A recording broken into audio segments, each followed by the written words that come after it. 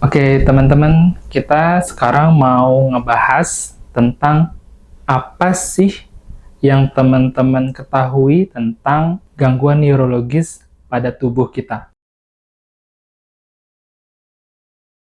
Mungkin teman-teman ngerasa asing dengan kata-kata neurologis.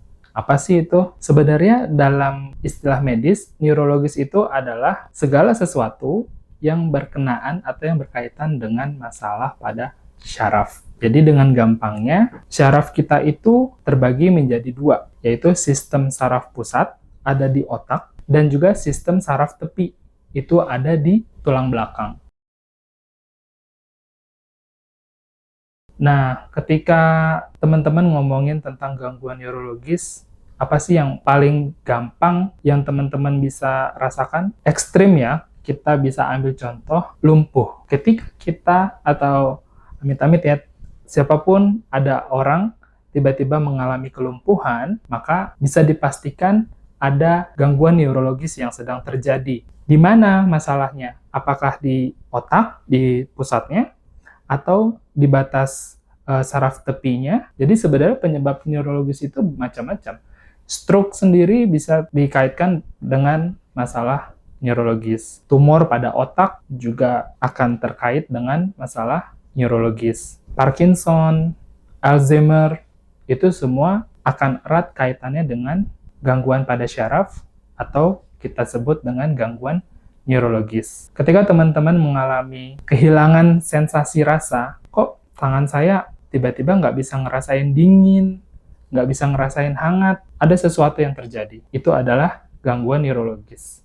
Atau ketika teman-teman, kok saya lagi minum, tiba-tiba air yang saya minum tuh terus jatuh keluar dari mulut saya. Itu termasuk gangguan neurologis.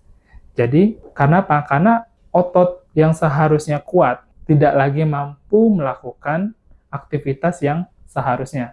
Ada sesuatu yang salah. Ketika itu terjadi secara tiba-tiba, maka kemungkinan besar itu masalahnya pada syaraf. Karena otot sendiri nggak masalah. Ototnya kuat, ototnya sehat. Tapi saraf yang mempersarafi untuk penggerak otot tersebut, itu yang bermasalah. Itulah yang kita sebut dengan gangguan neurologis.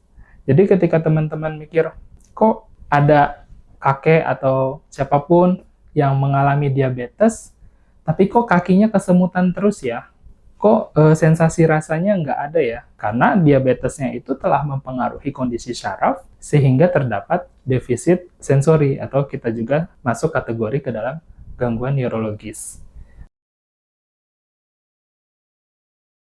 Begitu banyak manifestasi dari gangguan atau defisit neurologis. Seperti yang tadi disebutkan di awal ya, stroke, Parkinson, Alzheimer. Apa sih yang harus kita lakukan ketika kok tiba-tiba ada orang dekat kita atau kita sendiri mengalami hal itu? Saran saya, secepat mungkin tetap harus ketemu sama dokter, lakukan pemeriksaan, karena semakin cepat ditangani, prospek untuk pemulihan lebih sempurna itu jauh lebih besar. Itu dari sudut pandang medis secara umum. Sekarang kita masuk scope-nya lebih kecil. Apa sih yang bisa dilakukan oleh fisioterapis pada gangguan neurologis? Jadi untuk pasien stroke atau pasien dengan gangguan saraf kejepit, itu masalah neurologis ya, karena sakit dan dia kehilangan sensorinya, sering kesemutan, baal, mati rasa. Apa sih yang fisioterapi bisa lakukan? Secara gampangnya teman-teman pahami bahwa fisioterapis itu punya modalitas-modalitas yang bisa digunakan untuk membantu meminimalisir gangguan neurologis yang ada. Tentunya setelah kalian ketemu sama dokter dulu ya, dokter spesialis saraf. Jadi ketika di fisioterapi, kita bisa menggunakan yang namanya modalitas TENS atau Transcutaneous Electrical Nerve Stimulation. Ini adalah modalitas yang bisa digunakan untuk mengurangi nyeri. Kalau memang ada manifestasi nyeri. Kalau ada nyeri, kita kasih TENS. Kemudian ada juga kita gunakan EMS, Electrical Muscle Stimulation. Itu kita sama sih, maksudnya dia sama-sama memanfaatkan terapi listrik atau elektroterapi untuk menstimulasi otot-otot, untuk menstimulasi syaraf-syaraf, supaya syarafnya bangun lagi.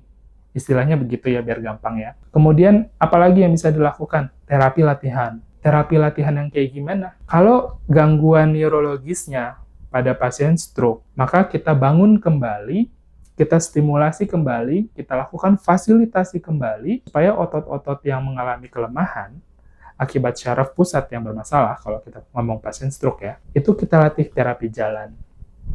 Kita latih terapi koordinasi gerak. Bagaimana caranya pasien duduk dengan seimbang, dengan badannya yang tegak, itu bagaimana bisa. Fisioterapi akan memaksimalkan keilmuannya untuk mencapai pasien yang mandiri.